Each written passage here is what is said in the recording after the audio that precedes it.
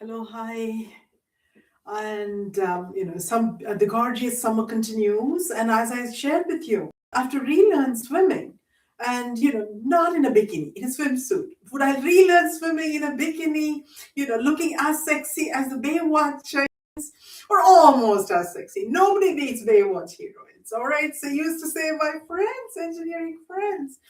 So first, I thought I would share a line from a book on swimming. And this is Alistair MacLean, as Americans and Canadians would say. The Guns of Never Run by Alistair MacLean. And it's a famous movie. Oh,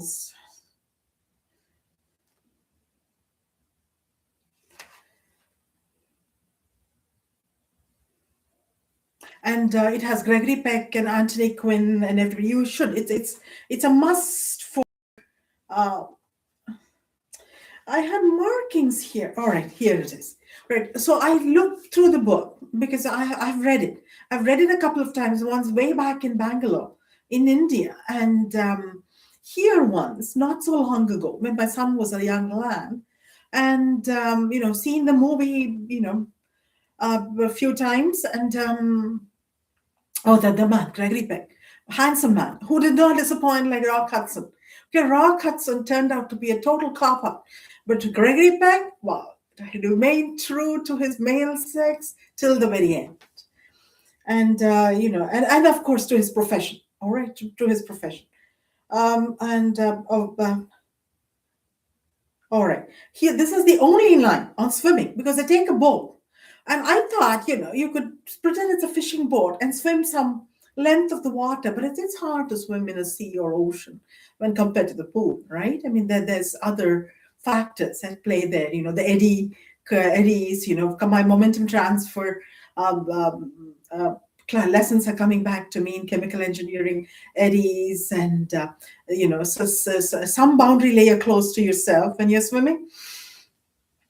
As with a boat, I saw the boundary layer near one of the harbor cruises we were taking, and I observed, and there was this thin, I can even remember Professor trusting this thin little flow fluid, and it was there, all right, next to the, big boat. So the line on swimming is, without waiting for the stern to be pulled in, he plunged into the creek, reached the kike in half a dozen powerful strokes, and hoisted himself easily aboard. So that was the line on swimming. There is no other line. So they go near the cliff, where the Guns of Neverona are, to get into the town where the guns are, stopping the allies from attacking the enemy forces and enemy boats and everything, and enemy forces, and they actually stop the boat close by and then wade into the water and climb up the cliff. So that's sometime when I do rock climbing, I'm going to, which my cousin did. I swear upon my mother's grave. All right, or my mother's ashes buried in one of these rivers in a famous town called Srirangapatna, where the Muslim rulers, Tipu Sultan, Hyder Ali, Tipu Sultan, they were all there. They all had seized Srirangapatna from the kings of Karnataka, Mysore, as they would say. Anyways, sorry for getting, but it was a relevant aside. It was a relevant aside. What else did I have to say? This I had to share. Being an engineer myself, all right. He had not once left his post since they had cleared the mouth of the creek.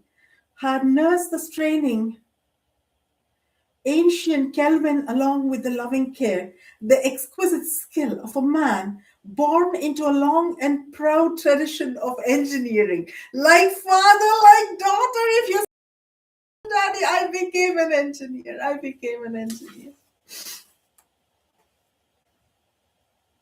And I have to share this with you because of all the soldiers. I became tearful for myself, people dying. to sacrifice their lives for their country. And for Canadians, it was not even their country; it was the colonial power, Britain. God, how wrong it was, how terribly unfair. Why did such men have to die? He wondered savagely. Why did they have to die so uselessly? Or maybe it wasn't necessary to justify dying, even dying ingloriously empty of achievement. Could not one die for intangibles, for the abstract and the what are the martyrs at the stake achieved? Or what was the old tag, dulce et decorum? Oh, this is Latin. Est pro patria mori, patria mori. If one lives well, what matter how one dies? So that is a little depressing note, right? So I'm going to play tennis this evening, all right? My second time only this week. And lastly, I have a poem to read. Should I read it from another setting? I'm going to bring back a painting and look at my flowers, blues for the water. Or a close up of the flowers. Okay, close up of the flowers. Then one poem I will read here, and I'll read, because swimming, close up, two blues and whites. I'll read my poem, my own poem on swim, all right, which I forgot to relearn swimming. And I'll read my other poem from another location, show you the setting of a painting, all right, by one of the Victorian paintings by one of the masters. So this is my poem on swimming. I thought I would, as of yore in Phoenix and Ottawa and Salt Lake, in the first, many, many, many times, with the ease of a goldfish or Nemo, I would with deceptively laid strokes do the backstroke with me feeling the cerulean blue of the water and unconsciously looking at the sun shine down from the azure blue skies. Arms circulating and my legs following suit, simultaneously giving me momentum. The momentum transfer from my arms and legs to the water, which matches the rhythm of my freestyle strokes, with my head bobbing up once every third stroke to take a with me feeling the water make love to me. Slow, languorous love, with the same magic of my rhythmic movement. So that was my poem on swimming, and all of you pray for me. You learn swimming too if you don't know. Let it bring back. I thought I would begin with something my instructor hadn't taught, because I forgotten all his lessons. He was such a good instructor. He had even come the 50th in, I think, the 1986 Seoul Olympics. So